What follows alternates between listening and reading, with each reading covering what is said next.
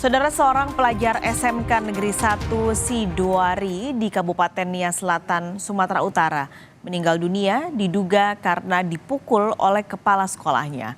Sebelum meninggal, korban sempat bercerita bahwa ia bersama 7 temannya dipukul oleh kepala sekolah. Korban bernama Yaredi Ndruru, berusia 17 tahun, sempat mendapatkan perawatan di Rumah Sakit Dr. M. Thompson, Nias. Namun nyawanya tidak tertolong dan meninggal dunia pada Senin malam lalu. Siswa ini diduga dipukul oleh kepala sekolahnya di dalam ruang kelas di SMK Negeri 1 Sidoari, Kabupaten Nias Selatan, Sumatera Utara. Dari keterangan orang tua korban, anaknya dibawa ke rumah sakit pada tanggal 13 April lalu dan sejak itu kondisi korban semakin kritis di ruang ICU Rumah Sakit Umum Dr. Thompson Nias di Gunung Sitoli. Menurut temannya, diketahui korban mengaku dirinya bersama 7 orang temannya diduga telah dipukul oleh kepala sekolahnya. Pada hari Selasa itu anak saya di Roson di scan, habis itu hasil pemeriksaan di kepala anak saya itu ada saraf yang rusak atau yang tidak berfungsi lagi, sehingga itu mengakibatkan anak saya itu bisa tidak sadar dan bisa jika dia berbicara sehingga tidak jelas gitu. Awalnya dipukul pakai tangan, Pak. Berapa kali? Menurut pengakuan sampai 5 kali. Ya, setelah meninggal kami membawa ke rumah duka. Warga korban telah mendatangi Polres Nias Selatan dan membuat laporan polisi. Karena tak sedikit pun diduga pelaku menunjukkan rasa empati kepada korban. Pihak polisi juga telah mendatangi pihak keluarga untuk meminta keterangan. Tim Liputan, Kompas TV. Untuk mengetahui informasi lebih lengkap telah bergabung melalui sambungan Zoom Kasat Reskrim Polres Nias Selatan AKP Freddy Siagian. Pak Freddy, selamat siang Pak. Selamat siang, Bu. Pak Freddy, boleh diceritakan Pak, ini kronologi kejadian yang disampaikan keluarga korban seperti apa?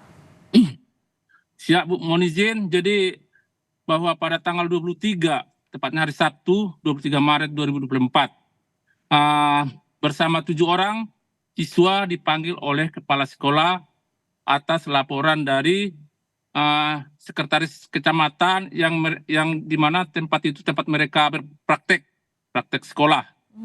Ketika di kantor kecamatan mungkin ada perintah yang tidak diindahkan oleh siswa tersebut, sehingga pada hari Sabtunya oleh kepala sekolah mereka dikumpulkan di sekolah.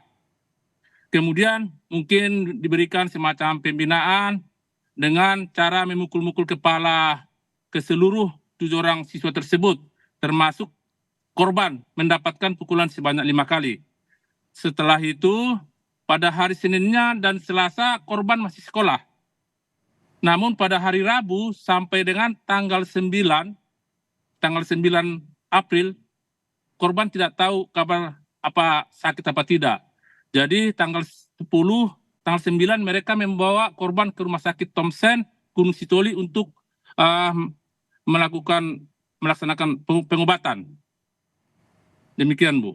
Oke, ini kan sudah dilaporkan oleh keluarga ya Pak. Dari yang sudah dilaporkan, apakah salah satunya ada barang bukti atau indikasi dari dokter bahwa ketika 9 April masuk rumah sakit ini memang akibat dari pukulan yang diduga dilakukan kepala sekolah pada tanggal 23 Maret itu, Pak? Siap, Bu. Jadi sampai saat ini kami belum mendapatkan hasil visum daripada dokter. Mungkin rencana hari ini. Dan sekalian juga hari ini kami akan melaksanakan otopsi, Bu, di Rumah Sakit Thompson Gunung Sitoli. Semua dilakukan hari ini berarti, Pak? Untuk visumnya hasilnya hari ini, Bu. Visum hasil ronsen yang tanggal 9. Kemudian untuk otopsi hari ini pelaksanaan, namun hasilnya kita belum tahu, Bu. Nanti kami koordinasi dengan tim dari forensik. Oke, ini kan sebenarnya kalau tadi dari kronologi ada 6 siswa lain berarti ya Pak yang juga dikumpulkan dalam satu ruangan pada tanggal 23 Maret itu. Apakah 6 siswa lain selain korban satu meninggal dunia ini juga melapor ke polisi? Baik, jadi dari hasil wawancara kami sampai sekarang ke-6 korban tersebut di luar korban yang meninggal tidak ada membuat laporan di kantor polisi dan mereka mengatakan tidak ada merasakan sakit sampai sekarang. Oke, ini apakah polisi juga tadi selain hari ini menunggu visum dan juga akan melakukan otopsi, akan memanggil saksi-saksi, Pak? Baik, kami sudah memeriksa sebanyak 8 orang saksi termasuk siswa yang dipukul bersama korban. Oke, yang lain Pak selain siswa siapa lagi yang sudah dipanggil? Yang kami panggil mungkin hari ini akan melakukan pemeriksaan terhadap terduga pelaku. Kepala sekolah berarti? Siap. Oke. Namun dalam hal ini belum di BAP namun wawancara.